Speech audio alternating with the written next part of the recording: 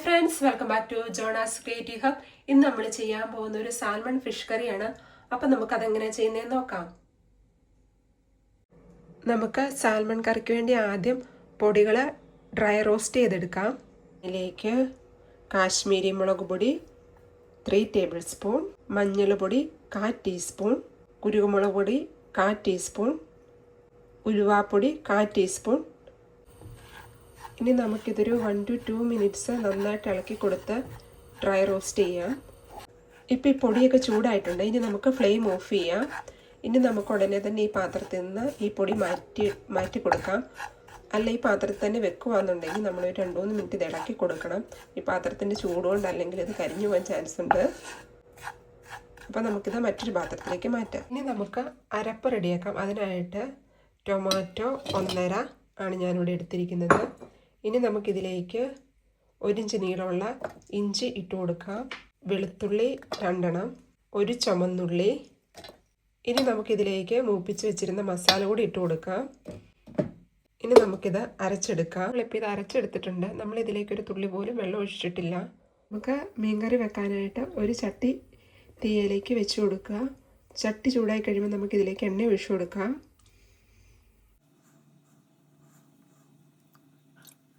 ഇപ്പം നമ്മുടെ എണ്ണയൊക്കെ ചൂടായി വന്നിട്ടുണ്ട്. ഇനി നമുക്കിതിലേക്ക് കടുക് ഇട്ട് കൊടുക്കാം. കടുകൊക്കെ പൊട്ടിയിട്ടുണ്ടെങ്കിൽ നമുക്കിതിലേക്ക് ഉലുവ ഇട്ട് കൊടുക്കാം. ഇനി നമുക്കിതിലേക്ക് വെളുത്തുള്ളി ഇട്ട് കൊടുക്കാം. ഇനി നമുക്ക് ഇഞ്ചി ഇട്ട് കൊടുക്കാം. ഇനി നമുക്കിതിലേക്ക് ഉള്ളി ചേർത്ത് കൊടുക്കാം. ഇനി നമുക്കിതൊന്ന് ഇളക്കി കൊടുക്കാം.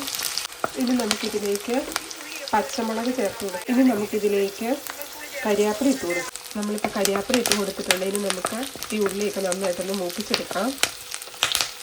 ഇപ്പം നമ്മുടെ ഉള്ളിയൊക്കെ നന്നായിട്ട് മൂത്ത് വന്നിട്ടുണ്ട്, ഗോൾഡൻ കളർ ആയിട്ടുണ്ട്. ഇനി നമുക്കിതിലേക്ക് അരപ്പ് ചേർത്ത് കൊടുക്കാം. നമ്മൾ അരച്ച് വെച്ച് അരപ്പിട്ട് കൊടുക്കുവാണ്. ഇനി നമുക്ക് നന്നായിട്ട് മിക്സ് ചെയ്യണം. ഇനി ഈ അരപ്പ് നമുക്ക് നന്നായിട്ട് മൂപ്പിച്ചെടുക്കണം. ഇതിലേക്ക് നമുക്ക് 1 ടീസ്പൂൺ ഉപ്പുകൂടി ഇട്ട് കൊടുക്കാം. ഇനി നമുക്ക് നന്നായിട്ട് വഴറ്റി എണ്ണയൊക്കെ തെളിഞ്ഞ് വരുന്ന വരെ നമുക്കിത് വഴറ്റിയെടുക്കണം. ഇപ്പോൾ അരപ്പ് നന്നായിട്ട് മൂത്ത് വന്നിട്ടുണ്ട്. ഇതിലേക്ക് നമുക്ക് ഒരു 1.5 കപ്പ് ചൂടുവെള്ളം ഒഴിച്ചു കൊടുക്കാം.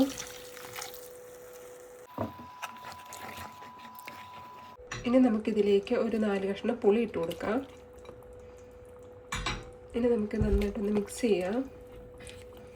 അപ്പം നമ്മുടെ ഗ്രേവി തിളയ്ക്കാൻ തുടങ്ങിയിട്ടുണ്ട്. നമുക്കിനി ഇതിലേക്ക് മീൻ ഇട്ട് കൊടുക്കാം. ഇപ്പം നമ്മളിതിലേക്ക് മീൻ ഇട്ട് കൊടുത്തിട്ടുണ്ട്. നമുക്ക് പതിയെ ഇത് ഇളക്കി കൊടുക്കുമ്പോൾ മീൻ പൊടിഞ്ഞു പോകാതെ സൂക്ഷിച്ച് വേണം.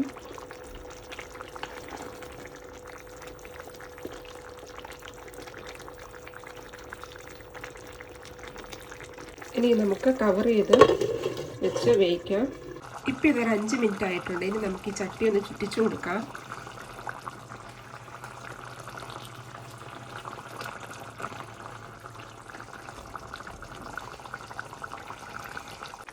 ഇനി നമുക്ക് വീണ്ടും മൂടി വെച്ച് കൊടുക്കാം. നമുക്ക് ടോട്ടൽ ഒരു 10 to 12 മിനിറ്റ്സ് ആണ് വേണ്ടത്. ഇപ്പം ഇതൊരു 12 മിനിറ്റ് ആയിട്ടുണ്ട്. ഇനി നമുക്ക് ഫ്ലെയിം ഓഫ് ചെയ്യാം. മീനൊക്കെ വെന്ത് വന്നിട്ടുണ്ട്. ഇനി നമുക്കിതിലേക്ക് 1 ടേബിൾ സ്പൂൺ പച്ച വെളിച്ചെണ്ണ ഒഴിച്ചു കൊടുക്കാം.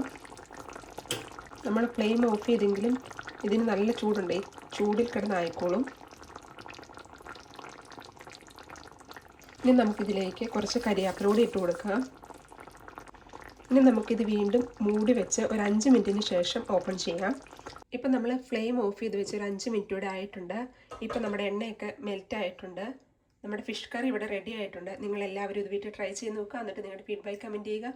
അപ്പം നമുക്ക് മറ്റൊരു നല്ല വീഡിയോയുമായി വീണ്ടും കാണാം. Thanks for watching.